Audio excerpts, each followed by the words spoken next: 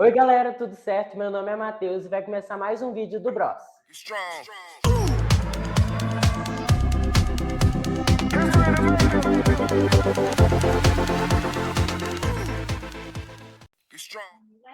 Galera, hoje a gente está aqui com essa presença ilustre, a Débora, que é técnica da equipe Amigos Droids de BH, aqui de Minas. E Débora, começa contando um pouquinho para a gente como que começou essa sua história na robótica. A gente sabe que a equipe de vocês é da Dell, né, aí de BH, mas como que começou essa, essa parte da FLL? Como é que foi?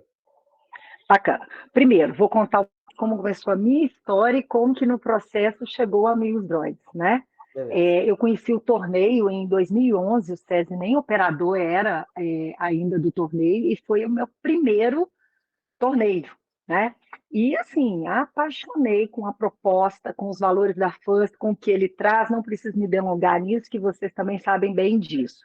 E aí, passei a disseminar isso, a contar, a falar do torneio, a mostrar para os meus alunos mais novos, dentre eles a turma que fundou os Amigos Droids. Né? Então, eles já escutavam tanto eu dizer e de ver a minha equipe, né, as outras equipes que estavam comigo nesse processo, que chegou um momento, que foi 2015, eu acho que eles disseram assim, não, chega dessa história de escutar caso, agora nós queremos também. Né? E aí veio a ideia de participar, mas eles ainda não tinham idade, eles estavam ali na faixa etária de 8 anos. E quiseram mandar uma carta para o SESI, que aí já era o operador, né, dos torneios, pedindo a participação. O SESI respondeu gentilmente, dizendo que não era, né, ainda a idade, que tinha uma regra e tal, tal, tal, mas que queria conhecer o trabalho deles. E aí, quando conheceu o trabalho deles, a organização decidiu convidá-los a participar como um convite especial. Eles teriam que passar por todas as etapas de avaliação, mas eles não seriam elegíveis a nada. Né? Então, eu acho assim que o pessoal da organização falou assim, vamos convidar, mas esses meninos vão desistir. Matheus, para quê?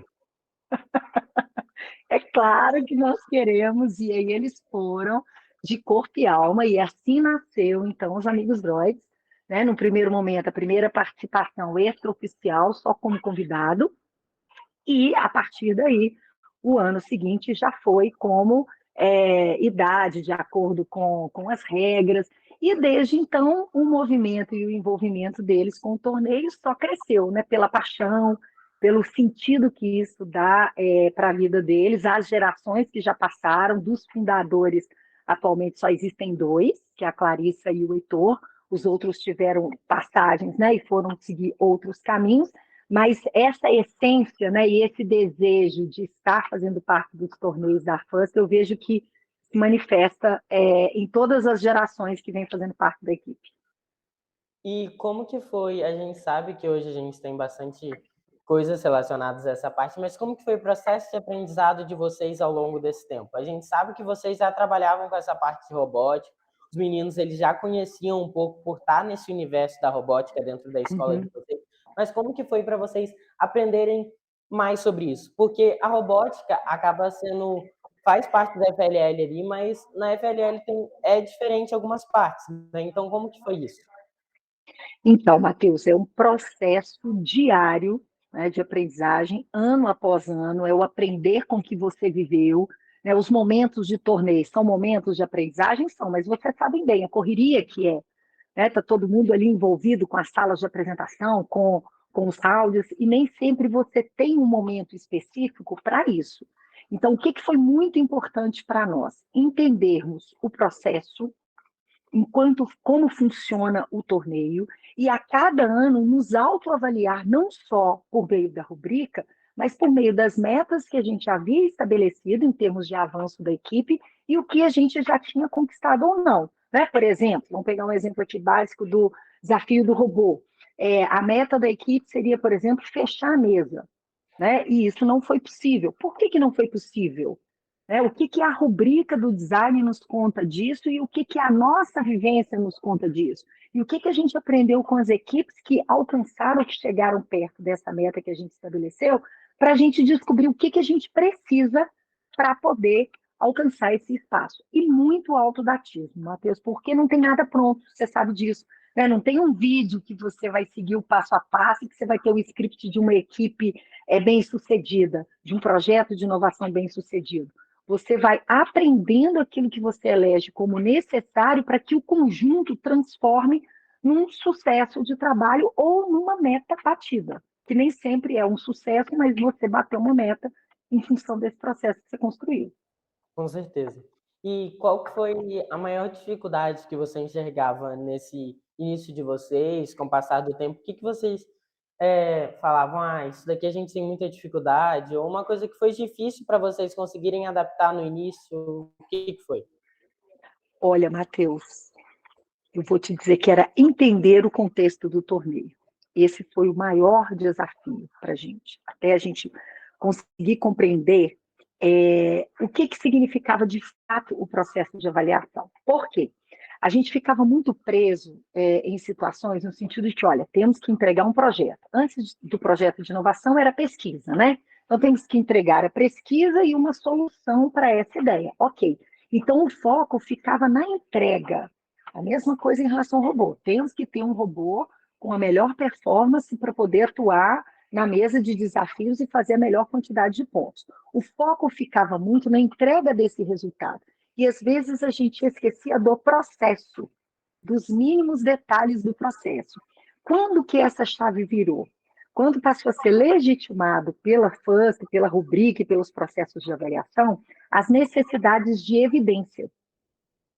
Então, como que a gente passou a ficar super cuidadoso com esse processo de sistematizar, né, todo o período de construção e deixar claro todas as evidências que conduziram àquele resultado final? Essa foi uma virada de chave assim enorme. E o desafio maior disso, porque os meninos eram muito novos. E vocês, adolescentes, ali na faixa de 12, 13 anos, você já tem esse mindset mais claro, até pela própria provocação que o conteúdo da escola faz. Como os meninos começaram muito novos, né, eles estavam ali no terceiro ano, então terceiro, quarto, quinto ano, você tem um limite em termos do que você pode exigir daquela criança. Então isso vale muito para escolas que estão optando por começar com equipes menores, né, ter essa clareza de que é um processo e que a gente tem que ter muito cuidado com a habilidade cognitiva que aquela faixa etária tem, até onde a gente pode exigir. Então, o maior desafio era atender a essa demanda de lógica de processo, que é muito mais natural para vocês aí a partir dos 12 anos, e ajudar as crianças a entenderem isso. À medida que elas foram amadurecendo e foram percebendo isso, aí elas deram um salto, né? Mas assim, é como se você tivesse que traduzir o tempo inteiro o que, que a rubrica está pedindo, o que, que o processo está pedindo para a linguagem que eles compreendam. Certo. Agora falando um pouco mais da dinâmica de vocês, como que acontece, por exemplo, para vocês chamarem novos integrantes, porque vocês não são uma equipe de uma escola em si. Então, como que vocês fazem esse processo? Que eu acredito que deve ser um processo muito mais difícil do que quando você já está numa própria escola. Total, Matheus. Esse é o maior de todos os desafios. Por quê? Primeiro, a gente tem o desafio de conseguir conciliar agendas, horários, né, compatibilidade de tudo, já que os Amigos Droids, ele é composto por integrantes que estudam em várias escolas de Belo Horizonte. Então, a gente ainda tem o problema da distância física, né, dessa mobilidade dentro da cidade para se alcançar. O outro ponto é o desejo. É diferente de vocês. Vocês, Tech Bros, Lego Bros, estão dentro de uma unidade. Todo mundo vê vocês, sabe da história de vocês, conhece vocês e desejam estar no lugar e escrever uma história similar à que vocês têm escrito. Então, naturalmente, vocês fazem assim, ó, processo seletivo aberto. Deve ser uma fila gigantesca, né? No nosso caso, nós estamos vivendo isso agora, né? A gente ficou 15 dias rodando a chamada para o processo seletivo para a equipe de FLL. Nós tivemos 3 interessados. Tivemos vários curiosos, né? Ah, eu quero, porque todo mundo pensa o quê? Pensa na viagem, pensa no prêmio, pensa no glamour, né? Quando você senta e vai explicar o que significa estar nesse lugar, todas as responsabilidades, a dedicação, todas as renúncias que vocês fazem para que possam se dedicar a, de fato, o tempo que é preciso para fazer um bom trabalho, as pessoas logo, logo desistem, sabe? Então, conciliar essa disponibilidade e também convencer, digamos assim, os candidatos no sentido de, olha como que a sua vida vai ser diferente se você vir a ocupar esse lugar que a gente está. Olha quantos ganhos. Né? E aí, depois desse processo, as pessoas também desejarem continuar. Com certeza. Agora, falando um pouco mais dessa temporada, que foi uma temporada muito vitoriosa para vocês, e o que que você considerou que foi o maior diferencial da equipe de vocês nessa temporada? A coisa que você sentiu que fez mais diferença para que vocês conseguissem evoluir tanto, porque eu tenho certeza que desde o início da temporada vocês evoluíram como equipe, como pessoas cada um, e para ter uma trajetória tão vitoriosa mesmo. Matheus, eu acho que o primeiro ponto é o seguinte: eu nunca tive uma equipe tão diversa. Eram 8 integrantes, né? 4 novatos e 4 veteranos. Esses quatro novatos tinham características, potencialidades completamente diferentes, e isso foi um ponto que me fez escolhê-los para somar conosco, né? Então, eu acho que esse ponto foi um ponto que agregou, porque a gente tinha múltiplas habilidades, personalidades diferentes que agregaram valores diferentes ao processo. Então, acho que isso, assim, foi muito importante. O outro ponto é que a gente chegou no momento, né? A gente já tinha vivido um Champions do regional, a gente já tinha vivido 2 regionais, e a gente estava naquela sensação seguinte: olha, nós estamos ficando naquele mesmo lugar, classifica para o regional, né? Tem um prêmio aqui, ou ganha um prêmio de projeto de inovação, que sempre foi uma característica nossa, ou então ganha um Champions, mas e aí? Como é que a gente faz para poder conseguir estar, por exemplo, no internacional? O que nos falta? Né? E aí, um dos pontos que a gente identificou, Matheus, é as metas. A gente estabelecia algumas metas, mas elas estavam compatíveis com a temporada. Então, por exemplo, a gente estabelecia as metas da temporada. Queremos chegar no regional como? Assim, assim, assim. Então, ok, vamos trabalhar para isso. Né? Depois, passamos para o nacional. Então, como que a gente quer chegar no nacional? E não é assim. A gente passou a antecipar. Então, como nós queremos chegar no regional? Como nós temos que estar para estar no nacional? Como que a gente tem que chegar no nacional? De um jeito que a gente já esteja compatível para ir para o internacional. Com isso, a quantidade de trabalho aumentou, né? A quantidade de exigência em termos de produção aumentou. Só que como eu construí, né? A gente construiu uma equipe tão diversa, a gente tinha vários talentos diversos que, somados, deram o resultado que deu, juntando com a expertise dos 4 veteranos que, com a caminhada que eles já tinham, né, e o processo aí de lidar bem com projetos, foi o equilíbrio perfeito para poder ter um bom resultado. Lembrando que esse bom resultado, assim como vocês sabem, ele é aliado a muitas horas de treino, então a gente, assim, triplicou as nossas horas de treino. Em função dos nossos desafios, a gente só conseguia treinar sábados e às vezes no domingo. Passou a ser condição para permanência na equipe treinar quarta, sexta, sábado e domingo. Né? Isso, assim, sem dúvidas agregou, porque não adianta eu ter uma boa vontade, uma capacidade para fazer determinada coisa se eu não tenho tempo hábil para poder conseguir produzir. Com certeza. E agora falando mais de você como técnico, o que que você acha ao longo de todo esse tempo que você está imersa nesse universo da robótica, que mais transformou em você, o que você mais aprendeu com esses jovens? O que que você acha que foi? Então, falei isso para eles sábado, quando a gente estava fechando o processo seletivo, né? Que eu perguntei para ele, pedi aos veteranos que contassem para os candidatos o que eles mais aprenderam, e depois eu contei o que eu mais aprendi. O primeiro ponto, Matheus, essa sensação de falar: oh, nossa, mas você está desde 2011, nossa, então você sabe muito.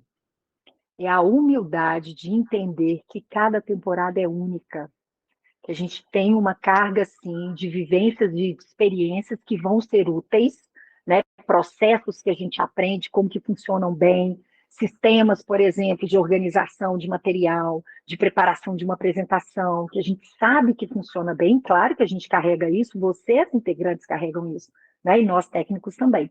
Mas é que cada etapa, cada temporada é uma. E a gente precisa aprender junto com os integrantes. Vocês mudam de um ano para o outro de uma forma, assim, assustadora, sabe? Então, primeira aprendizagem, cada temporada é única e a gente não pode ficar preso e sentado num conforto de que a gente já sabe, né? Tipo, eu já fui para o internacional, já sei como é, não preciso aprender mais nada. Não se iluda, vai ser seu único internacional para você contar o resto da vida para alguém, sabe? Então a gente precisa aprender e a equipe, a cada ano, ela se torna diferente. São pessoas diferentes que a gente precisa gerir de formas diferentes.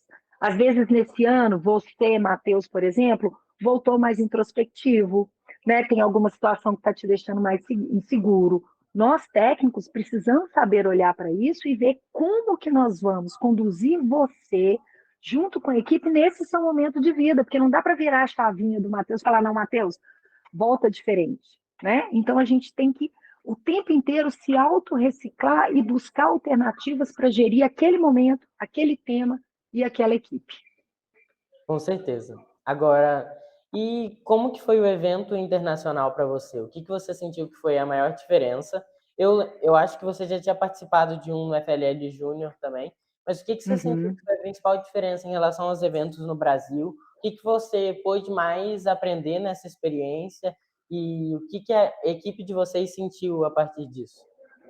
Então vamos lá. Primeira coisa, em relação aos torneios do Brasil, né? O nível de competitividade das equipes brasileiras é muito alto. É assim, uma coisa encantadora. No nosso internacional, eram 75 equipes contando conosco, né? E de todos os cantos do planeta. Então, assim, a gente tinha uma amostragem dessa realidade, né? E, assim, comparando, por exemplo, com o nacional nosso, Matheus, o número de equipes num alto grau de competitividade é bem menor. No nosso nacional, a gente tem, assim, 30, 40 equipes que estão ali pau a pau, né? O ranking mexe o tempo inteiro. Na nossa realidade no internacional que a gente viveu, eu te coloco aí que a gente tinha umas 20, né? Dentro desse universo de 75. Esse foi um ponto muito claro. Outro ponto muito claro foi a questão de como eles gerem os processos e os projetos. Eles são muito mais teóricos, mais densos nas reflexões, na apresentação de dados, sabe? É mais acadêmico, digamos assim, a forma como eles apresentam um projeto de inovação, como eles te recebem no pitch para poder te apresentar tanto o robô quanto o projeto de inovação. Isso é bem diferente. E a questão também do foco. A sensação que a gente tem é que todas as equipes, não que as nossas não tenham foco, tá? Não acho isso. Mas, assim, é tudo muito mais quieto e sério. Então, a sensação que dá é que as equipes estão ali o tempo inteiro focadas naquele momento da apresentação. Claro que os nossos, como bons mineiros e bons brasileiros, chegaram lá tocando terror, né? Dançando, cantando, levando essa alegria brasileira, mas com equilíbrio para se adequar a essa realidade. Para a equipe como um todo, eu acho que o principal ponto foi o desafio de se comunicar numa outra língua, né? Não reproduzir uma informação, porque se eles tivessem ido para reproduzir uma informação, provavelmente eles não teriam conquistado o prêmio que eles conquistaram. Eles precisaram aprender a se comunicar, a entender qual que era o interlocutor, né, qual que era o momento, o que era valorizado por aqueles interlocutores ali, para que eles conseguissem fazer isso. E ultrapassar o desafio da língua, porque a grande maioria não era fluente. Dos 8, a gente tinha 2 fluentes. E os outros tiveram que, muita relação, muito intensivo em inglês para poder equilibrar. Qual que é o ponto para mim que eu acho que foi a coroação? Lá, eles divulgam os resultados de uma forma muito aberta. Então, por exemplo, tem o ranking dos melhores projetos de inovação, a gente recebe a nota de todas as equipes em todas as categorias. Então, quanto que você foi na sala do design robô. Então, isso tudo é amplamente divulgado o tempo inteiro, sabe? Então, você vai se vendo ali. Aí, o projeto de inovação, eles pegam as 10 melhores equipes nesse ranking e convidam para fazer uma apresentação ao vivo para as outras equipes, com o intuito de que as equipes que não estão dentre as 10 possam aprender e se inspirar, né, e dentro dos valores da FAST, com aquelas 10 que já alcançaram esse nível de avaliação desejado. E aí, quando eu vi os meninos no palco, com o microfone na mão, um campus lotado, apresentando em inglês de uma forma comunicativa e não decorada, pronto. FLL está ganho para mim, não em termos de prêmio, de Champions, o que for, mas pelo espaço que eles conseguiram construir, sabe?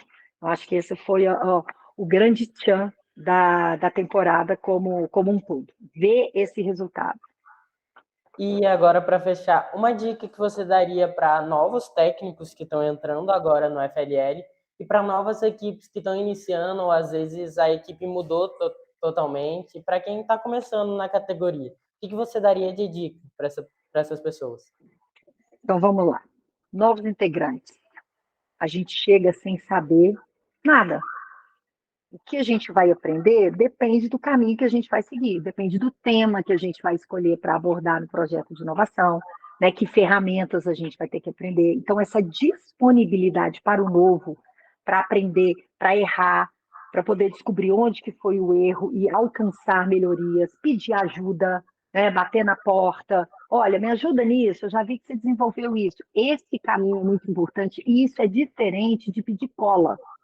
Eu vejo muitas vezes, por exemplo, nas lives de compartilhamento que vocês fazem, às vezes eu estou por perto, eu escuto, tem sempre, às vezes parece que tem sempre esse tom, olha, eu não vou contar o que eu faço, claro, é uma estratégia, nós estamos numa competição, né? Mas eu posso dar dicas que o outro vai pegar, e não no sentido da cópia, mas ele vai pegar aquela dica e vai falar, não, pera, disso aqui, o que eu consigo adaptar à minha realidade? Né? E isso tem que ser algo entre vocês integrantes, não com a mediação de nós técnicos. Agora, para nós técnicos, gestão de equipe. A gente pode ter a melhor técnica, pode ter o melhor programador, pode ter o melhor construtor de robô. Se a gente não tiver uma equipe que dê conta de viver junto todas as horas que vocês vivem, com respeito, com empatia e com essa disponibilidade para ajudar o outro, para resolver problemas que vocês sabem, vocês têm conflitos, né? A gente tem um hábito aqui de fazer assembleia. Então, às vezes, quando os conflitos estão grandes, a gente está na hora de puxar uma assembleia, né? Vamos puxar uma assembleia, então, e vamos resolver. Isso existe, não adianta a gente fingir que não existe.